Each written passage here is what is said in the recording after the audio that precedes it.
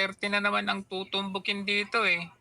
Kasi kapag panonoorin mo lang sila, maniniwala ka lang eh talaga sa totoo lang. Maniniwala ka. Jimmy, Panipaniwala. pag binanggit mo ang pangalan na to, pag Ano? binanggit mo to, Ano? mamamatay ka. Di ba? Lalo na kung makarating ka sa Pasay City Jail. Ang tanong, ba't ka nakulong? Di tatagal ang buhay mo. Divorce, Your Honor, sinabay niya pa pati anak ko. Ano nangyari? Alam sir, namin kung nasaan yung anak mo. Fernandez? Sa Makati. Madali kidnapin yan. Your Honors, alam niyo po ba kung sino yung mga tao na ayaw niyang ipabanggit? Well, saan ba nangyari ito? Sa Senate ba? Sa Congress? O sa Congress pala nangyari yan eh.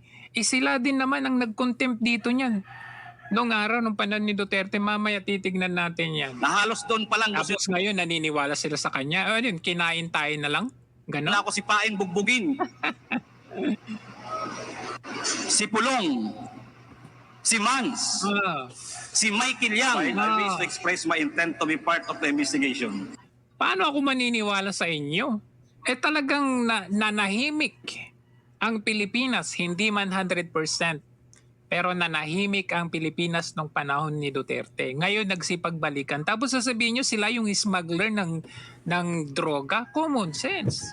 Kung yung pahayag niya lang ngayon ang panonoorin ninyo, tas wala kayong ka-idea kung ano yung nangyari in the past, maniniwala kayo sa kanya.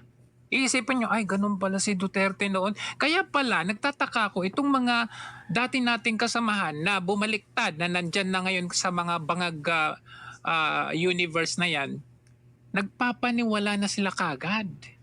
Without even knowing kung ano talaga nangyari in the past.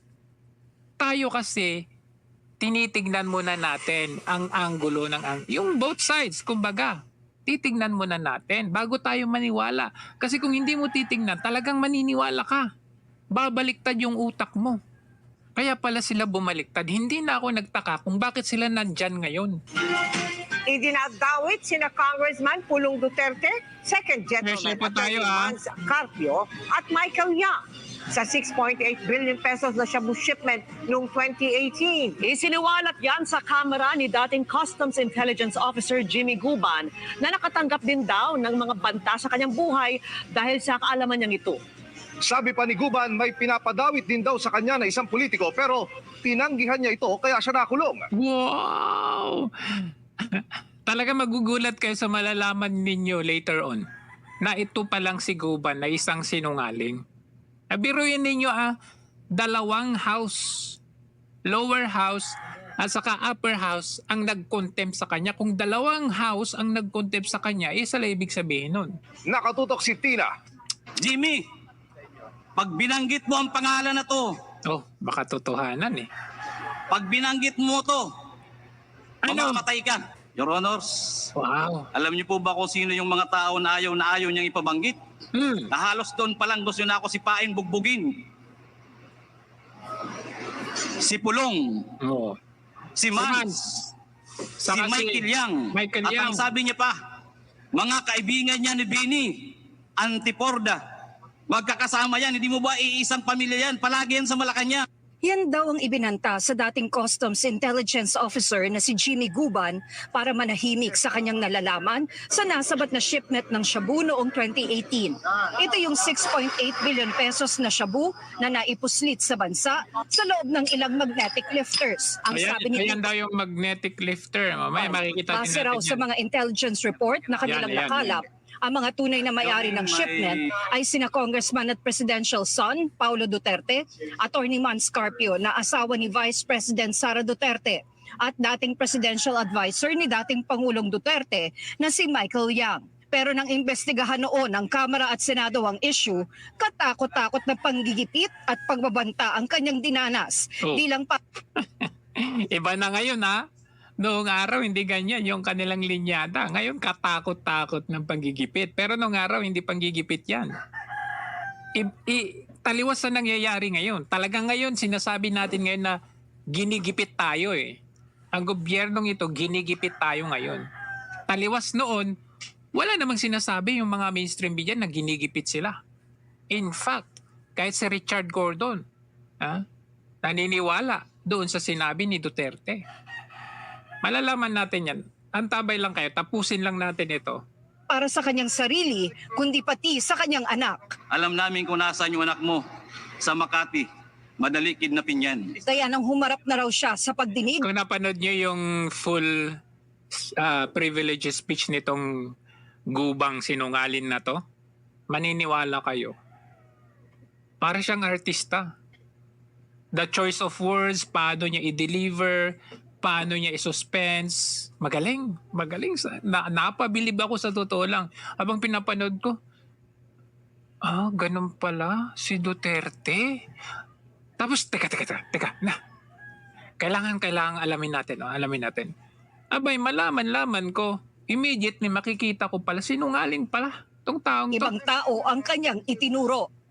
For fear that my son and other members of my family will be killed, including myself, Kaya nga, fly-by-wire. Ano yan? Change of admin? Change din ng statement? I testified during the hearing on October 30, 2018, and instead of naming Pulong Duterte, Manskype, Carpio, and Mike Ilyang as the owners of the shipment, based on the intelligence reports we gathered, I pointed to Colonel Acerto as the one who has knowledge that the shipment consigned to Bicabatri contains illegal drugs. Sabi pa ni Guban, ang ipinadala Oops! Ba't nandyan si Kaduwag? dawit sa kanya ay isang politiko. Pero tumanggi siya, kaya siya raw ang nabilanggo. Ano po ang particular na bata? Wow! Tumanggi daw siya kaya siya nabilanggo. Hindi kaya ikaw nabilanggo dahil ikaw yung smuggler? Ang iba-violate ko? Conspiracy to import? Wow. Or yun ang grand conspiracy na linisin ang pangalan ng First Family at si Michael Yang para pagsalitain pa ako at papirmahin na ang kasama doon sa importation na isang politiko na kalaban nila na hindi ako pumayag. Galing ah. Dahil sabi ko walang alam yan, yung mortal enemy ng Duterte. Sino po? Ex-senator. Sino? Please, pakiano lang po. Si ex-senator Trillanes. Sa huli, si Guban ang Alam na this.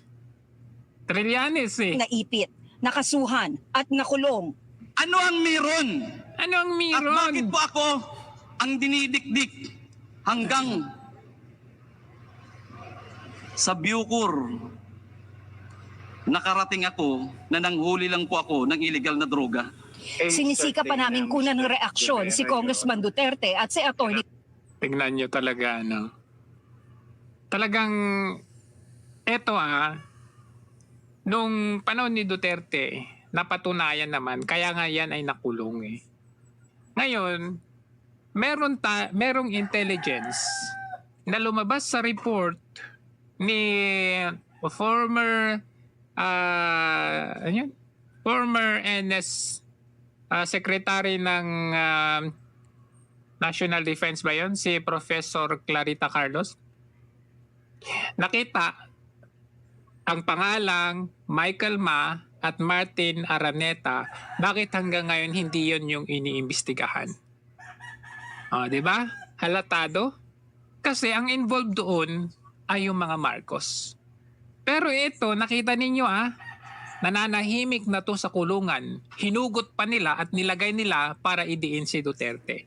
Pero masasawatayan mamaya dahil sinungaling itong taong ito. ni Carpio. Ang abogado naman niyang na si Atty. Raymond Fortun, sinabing wala pa siyang natatanggap na reaksyon mula rito. Sabi naman ni Nooy DENR Undersecretary Bakit itong itong reporter na to parang nahahawa ko, parang naaawa ko dun sa boses niya. Sabi niya man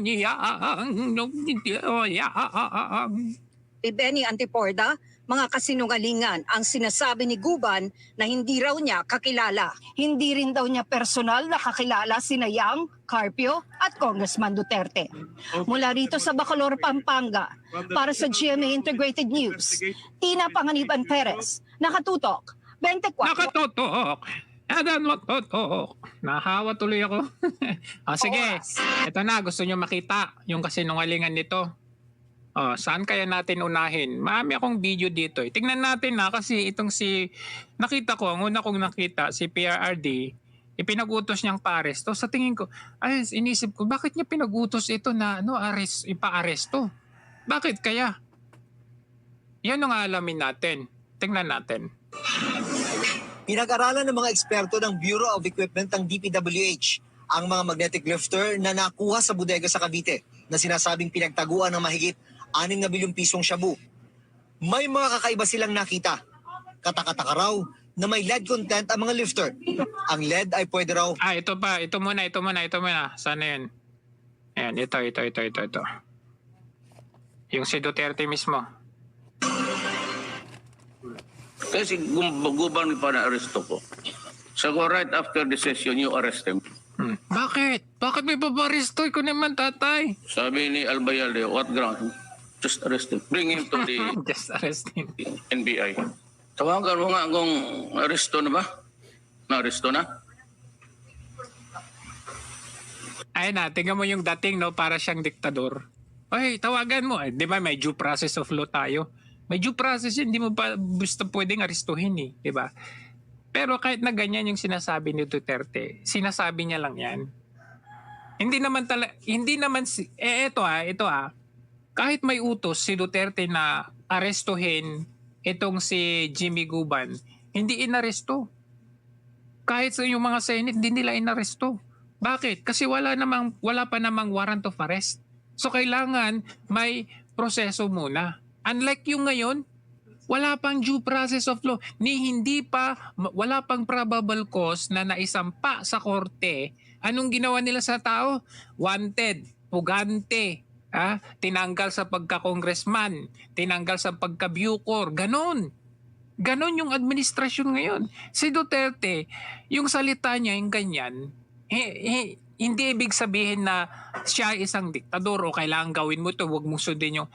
Sinasabi niya yan, pero sinusunod pa rin ng kanyang mga tauhan yung proseso. Oh, yeah. Sabi, dali mo doon sa Cavite, ihulog doon sa... Sa kabila ng utos na ito ni Pangulong Duterte, hindi raw ibibigay ng Senado si Jimmy Guban. Oh, kita nyo? Hindi. Tinuturing nilang malakas na testigo ngayon sa mga opisyal ng pamahalaang sangkot sa nakapuslit na magnetic lifters na sinasabing may labang 11 billion pesos worth na shabu. Nasa kustodiya ng Senado si Guban matapos ma-cite ng contempt dahil sa hindi magkakatugmang pahayag sa pagdinig. Even if the president says, I want him, I will not give it to him. Not out of disrespect, but because we are a co-equal branch of government. I respect the president, but I know yung mga sinasabi ng presidente, talagang sa galit niya sa droga. But siya mismo nagsabi niyan. Alam niyo naman, magkaaway yung dalawang yan. Yung sinasabi ni Duterte, sinasabi niya lang yan dahil sa galit niya sa droga. Kung may galit ka sa droga, involved ka sa smuggling, common sense. Oh, mismo si Dick Gordon ang nagsabi.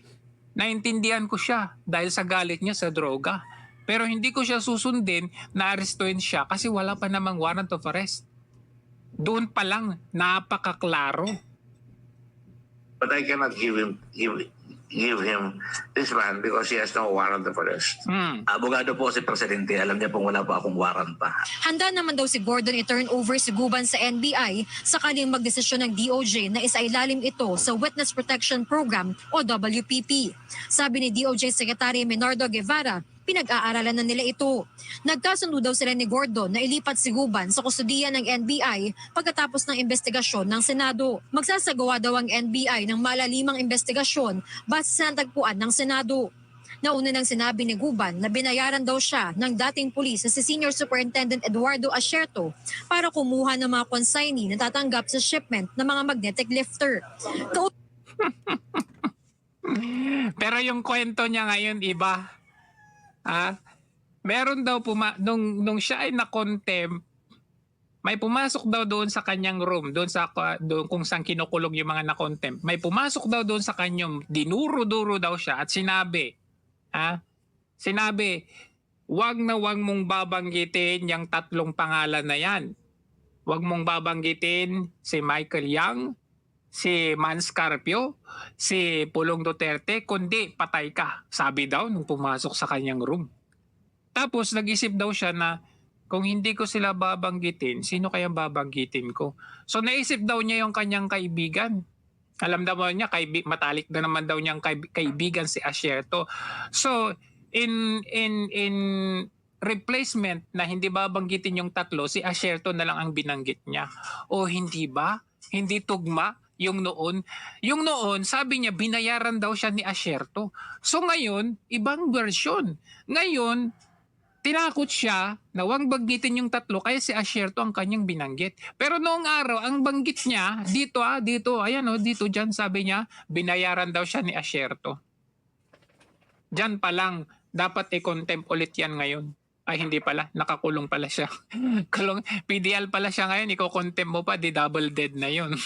Usap din daw niya ukol sa shipment si Nuay PDEA Deputy Director General Ismael Fajardo na sinibak na sa pwesto. Siya nagturo kung sino talaga ang nagpapasok ng droga. O dalawang iba, kundi itong si Colonel Asierto.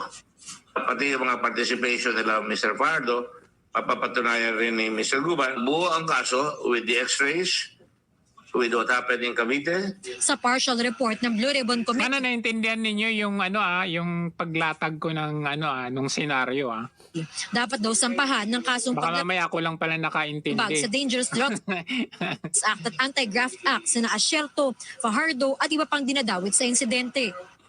I think if Asierto talks, meron pang mga high officials higher than him na nakakaalam ito nangyayari ito. Papalay ko, kung kakausapin ng Secretary of Justice yan o kakausapin ng ibang tao, baka at maitutulong siya, kung sasabihin niya, dapat tumulong siya. Sa October 30 ang susunod na pagdinig ng Blue Ribbon Committee. Jamsel Sante Caico, nakatutok. So nakita nyo sabi ni Gordon mismo, kung ibibigay natin ito sa ahensya na to sa DOJ o baka ma-influensya nito, baka takutin ito. So siya po ay nailagay sa Witness Protection Program. Meron bang, nung dininig ang kanyang kaso, meron bang lumabas na ibang opisyal na hire? Meron?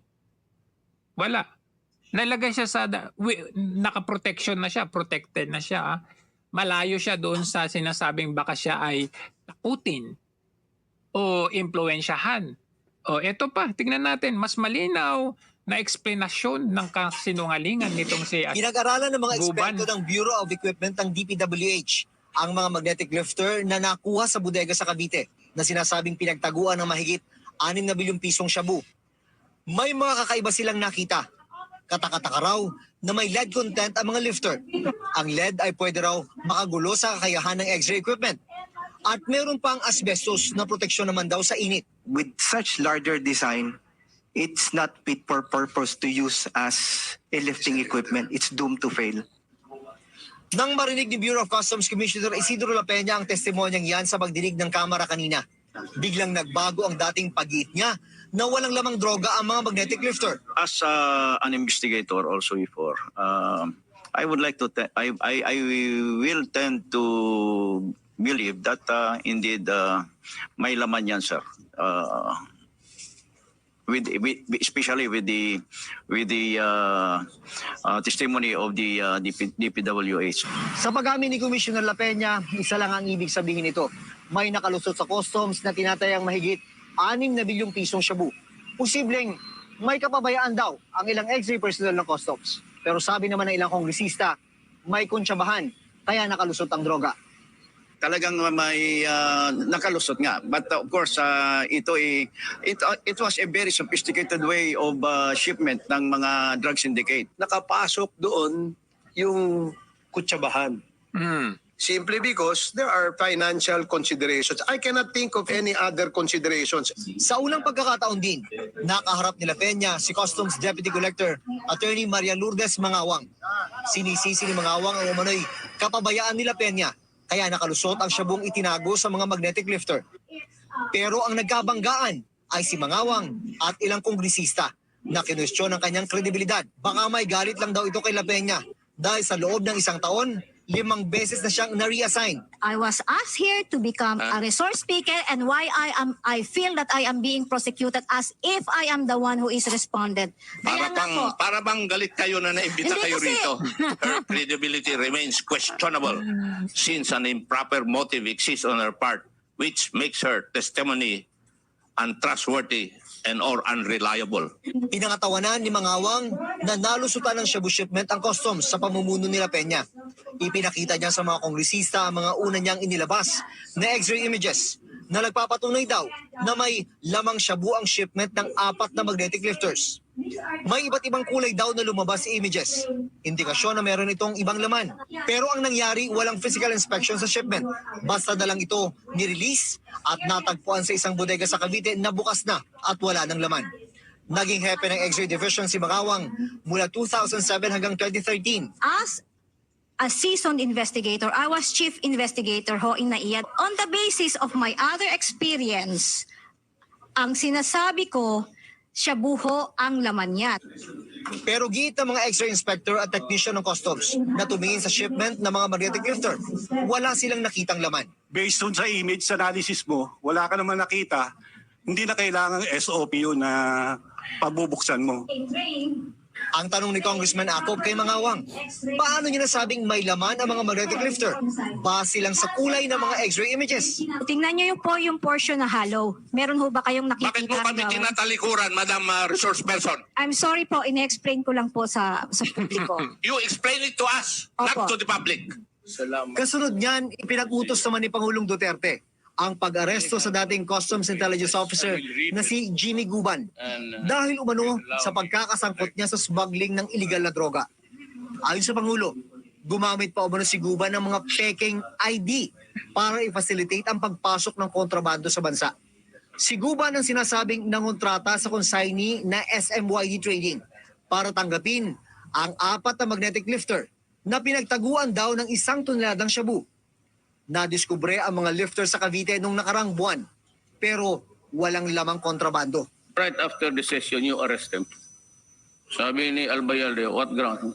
Just arrest him. Bring him to the NBI. Huwag kayo kasi kayo na-mention kayo dyan sa investigation. Bring him to the NBI. Nakadetain sa Senado si Guban matapos ipasight in contempt ni Senador Richard Gordon sa pagdinig noong nakarang buwan. June Veneracion, GMA News. Nakita ninyo? Na-contempt siya. Ang nag-contempt sa kanya, si Gordon. Kasi ang bato, di ba ang bato ni Guban ngayon? Sila Pulong, sila Mans, saka si Michael Yang, sila daw yung nangontrata nung magnetic lifter na yan na may laman na shabu sa loob.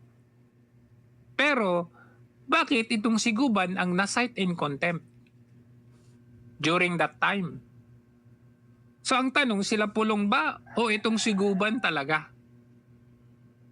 Bakit during that time hindi naman pinatawag sila Pulong, si Mans o kaya itong si Michael Yang? Di ba? Common sense lang. Common sense. Tingnan pa natin yung iba. Ito. Saan ba yung iba? Ito. Dalawa ang nag-contempt sa kanya. Ang lower at saka higher house.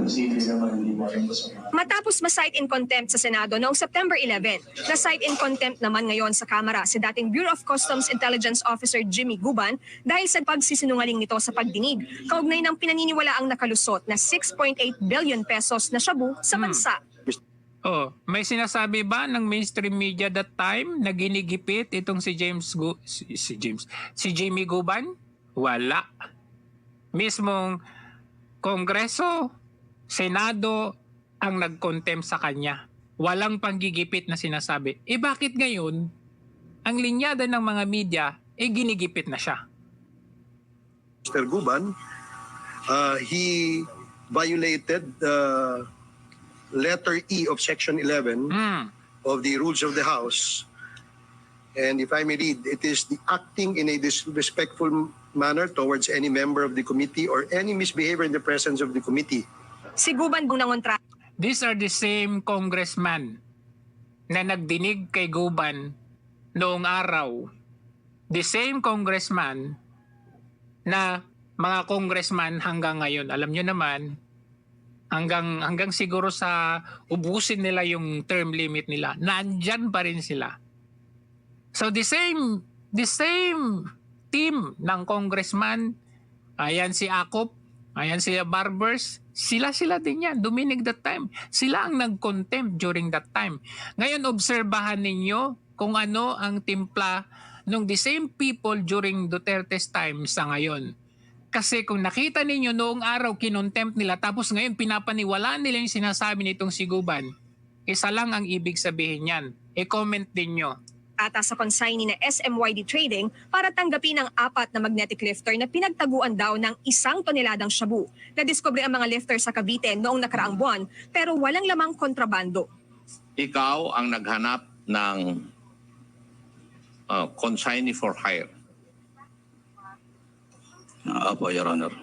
Is that part of your job as intelligence officer of the Bureau of Customs? Sir, personal na po yun. Naungkat Siya yung naghanap ng consignee. Pero siya yung investigador. Bakit siya naghanap ng consignee? Very big question. Siya yung naghanap ng consignee, pero siya yung investigador? Ibig sabihin, i-comment nyo na. Ibig sabihin, siya mismo ang may gawa. Din sa pagdinig ng House Committee on Dangerous Drugs at Good Government and Public Accountability, ang 56 na biyahe ni Guban abroad mula 2006 na ayon sa 56 na biyahe? Galing sa mainstream media. The same mainstream media noong araw saka mainstream media ngayon na nagsasalita. Kanya ay personal na lakad. Tanong ng mga mambabatas, saan siya nakakuha ng pera gayong 19,000 pesos kada buwan lamang ang sweldo niya? Sabi ni Guban, mayaman ang kanyang asawa na may-ari ng mga hotel sa Wow, mayaman daw yung asawa niya. Bicol. Bukod kay Guban, ginisa rin sa pagdinig sa dating PDEA Deputy Director for Administration Ismael Fajardo na posibleng kasabot daw ni Guban at ni dating Senior Superintendent Eduardo Asierto ng PNP. Ang tanong, sino yung malaking taong nasa likod nito? Nabanggit ni Guban ngayon ang Trillanes. So itong si Guban, instead na ang ikanta mo ay si Trillanes, ang kinakanta mo ngayon ay Duterte. That only means one thing. Because Duterte ang target ngayon. Hindi nakadalo si Asierto. I received the information relative to the alleged shipment that will be coming from Malaysia concealed in hardware products or materials from Colonel Asierto. We had a meeting then. Oh, totoo ba yan? Fajardo? Kaano-ano mo yung Jean Fajardo ngayon na naman na pare-parehas pa? Siguro hindi naman siguro parehas lahat ng Fajardo. Pero kung paano-ano mo yung Fajardo ngayon na epal din? Bida-bida. With Mr. Guban. Colonel Fajardo, how many times did you meet with Mr. Guban and Colonel Asierto? 3 times, Your Honor. Oh. 3 times. Natatandaan mo, pero itong taga-customs, hindi niya natatandaan. Pinapa-lifestyle check na ng PDEA si Fajardo. Muli namang iginiit ng ahensya na mayroon talagang nakalusot na shabu sa 4 na magnetic lifters taliwas sa dati ng pahayag ng Bureau of Customs. PDEA maintains that the seized illegal drugs came from the Golden Triangle Syndicate. Kami pa nakakuli ng isang persons of interest, ang Region 4A. Pero ang BOC, nanindigan pa rin na walang nakapasok na 6.8 billion pesos na shabu dahil walang nakita ang kanilang x-ray machines nang sinuri ang magnetic lifters. Sa pagdinig naman ng Senate Blue Ribbon Committee, sinabi ni Senator Richard Gordon na naniniwala siyang nakalusot nga ang naturang droga. Taliwas ito sa sinabi ni Pangulong Duterte noong Agosto na espekulasyon lang na may lamang shabu ang magnetic lifters. Victoria Tulad, GMA News. Nakalusot? Espekulasyon? Regardless. Kung nakalusot, sino nagpalusot? But one thing is for sure, bakit nakulong si Guban? Okay? Bakit siya kinontempt ni Gordon at kinontempt din ng lower house? Ang linyada noong araw, the same congressmen, the same mambubutas, ay sinungaling si James Guban. Ang tanong, bakit ngayon lumalabas si Guban? Naniniwala kayo sa kanyang sinasabi ngayon? This is a pure recycle of what already established and happened in the past administration, which meron na tayong decision. Kaya nga yan nakulong eh. Tapos ngayon, Hinugot nyo from the kulungan at naniniwala na kayo sa kanya. Pero noong araw, sabi nyo sinungaling siya. So, malaking pera, tama kayo, malaking pera at laya ang kapalit. Napakalinaw. Oh, eto pa. Last na to. Former Customs Intelligence Officer Jaime Guban, who is at the center of the drug shipment mess in the Customs Bureau, has been placed under government protection. Senate Blue Ribbon Committee Chairperson Richard Gordon said Guban has been turned over to the Justice Department. Gordon, however, assured Guban will not be arrested if there is no warrant issued against him. The turnover comes after the order of President Duterte last week for the police to arrest Guban and bring him to the National Bureau of Investigation. Guban will now be turned over to the Secretary of Justice. Delikado na siya rito. Masyado na siyang Yeah, may agreement. May agreement namin. During his testimony at the Senate Tuesday, Guban reiterated in a prepared affidavit that he followed the correct customs procedures after being informed by former Police Senior Superintendent Eduardo Asierto 2 magnetic lifters entering the country contained shabu. The shipment was subsequently seized on August 7th this year. On hearing this, I immediately responded that it was not possible to do, and I declared to Colonel Asierto that we from the Bureau of Customs would cause the apprehension of these drugs. This is my duty as government employee and as Customs Intelligence Officer. Guban has been under the Senate's custody since September. He was earlier... Bakit yung pananalita niya nung time na yan ganyan? Medyo malumanay. Bakit ngayon akala mo artista kung magsasalita? Akala mo isang makata kung magsasalita? Alam niyo isa yung napansin ko dito, di ba? Di ba tayo normally pag merong ganyang lumalabas na ganyang witness, pinapansin natin kung binabasa niya, sasabihin natin may script. Oh. This time ito wala siyang script. Wala siyang script. Pero during this panahon ni Duterte 2018, nakita nyo may hawak siyang papel at binabasa niya. Pero ngayon, wala. Alam niya kung kailan yung pasok, alam niya kung ano yung words na uunahin niya at sasabihin niya, may pa-suspense pa siya. Akala siguro nila, mauuto nila tayo na dahil wala siyang binabasang script, maniniwala na tayo. Kasi sa totoo lang, kung hindi mo papansin, maniniwala ka talaga. The way he delivers yung kanyang salita ngayon kumpara noong 2018. Binabasa niya. You could see. So, eto, sila, yung mga yan, and the scriptwriter or yung mga boss nilang kumukumpas dyan, natututo sila sa atin. Tinitignan nila yung ating mga puna at nag-a-adjust sila according doon sa puna natin. So ngayon, they would want na, hindi, kailangan mong perfectuhin ito. Wala kang babasahing script ngayon. Ganito yan. May posibilidad na ganun. Kasi magkaiba eh. How could that be na noong 2018, itong mga media and even the congressman and senators during that time, naniwala sila na nagsisinungaling itong taong ito, pero ngayon, 2024, sa panahon ni Bangag administration, hinugot nila mula sa kulungan, hinugot nila mula sa kulungan, nilagay nila dyan sa mismong the same place kung saan siya dininig noong 2018, the same place, the same people na naghihiring sa kanya, pinakinggan siya ng walang distraction, walang interruptions, na parang gospel truth ang kanyang sinasabi. Kita niyo? The difference?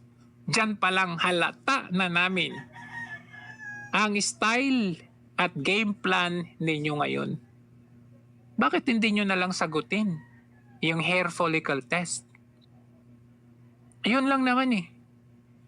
Siguro naman kapag ginawa ninyo yan at nag-negative, pwede pa kami sigurong manahimik na lang kasi mali pala kami. Mali pala kami na ikaw ay nagdodroga hanggang ngayon. Kasi yun lang naman ang gusto naming masigurado, na kami po ay pinamumunuan ng isang matino at hindi nagdodroga, kung saan kapag ikaw ay nagdodroga, may tendency na pa iba-iba, okay, yung laman ng utak mo. Praning, maraming iniisip, paiba, undecisive, o kaya very weak. Mga ganyan. So yun lang naman eh. Yun lang i-establish ko ngayon na itong si James Guban na ito, isa po siyang sinungaling. Hindi po ako nagsabi. Yung lower house at upper house noong 2018, dumaan sa proseso, nailabas ang warrant of arrest, dininig sa korte, ikinulong hanggang ngayon. So ngayon, ano ang kapalit kay Jimmy Guban? Anong kapalit kay Jimmy Guban? Mas lalo tayong magtataka. One of these days, bigla yang lumaya. Kagaya nila De Lima. Diba? Wala na akong masabi. Kasi super obvious. Lalaya yan si Jimmy Guban, lalaya yan. Yan yung susunod yan. Lalaya. Oo, lalaya yan. Kapalit ng kalayaan at pera, kaya ganyan. Kasi kita nyo, kung talaga etong, di ba, dininig yan sa lower house, the same people nung 2018, the same people. Bakit hindi nyo matandaan na kinontempt nyo yan? Kinulong nyo yan eh. Kinulong nyo sa babayan. Hindi nyo matandaan, nagka-amnesia kayo bigla. Hindi nyo kami magugoyo. Uy, alam na namin yun. Ano akala nyo sa amin? Walang isip? Kagaya ng mga bangag vloggers? So yun lang.